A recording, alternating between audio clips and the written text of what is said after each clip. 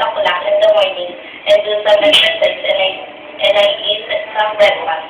And I start working in the hospital. After work, I take a shower and eat my snack and prepare my dinner with my family and watching TV and brush my teeth and go to bed. After that, my daily routine. I wake up at 6 o'clock in the morning. I wash my face. I eat breakfast. After eating, I brush my teeth. I take a shower and I wear clothes. I left my house at 6:30 a.m. Then I work in the hospital in near Quiapo. I work exact 6:30 a.m.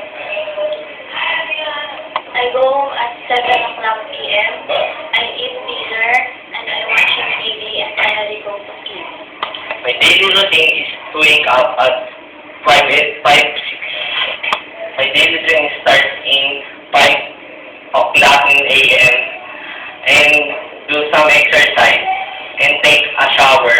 I eat my breakfast and I go to hospital and then I start to work about 7 o'clock and go home and I change my clothes and I rest about 1 hour only. I eat my snack and helping my mother to deal in our store. I make myself some dinner and I watch TV and go to bed. My favorite part of the day is going home and eating my dinner and watching television because I like to relax after a long day.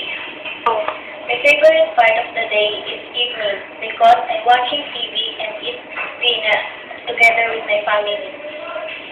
The best part of my day is the morning because when I wake up, I see the new hope from me and I watch my TV and play computer.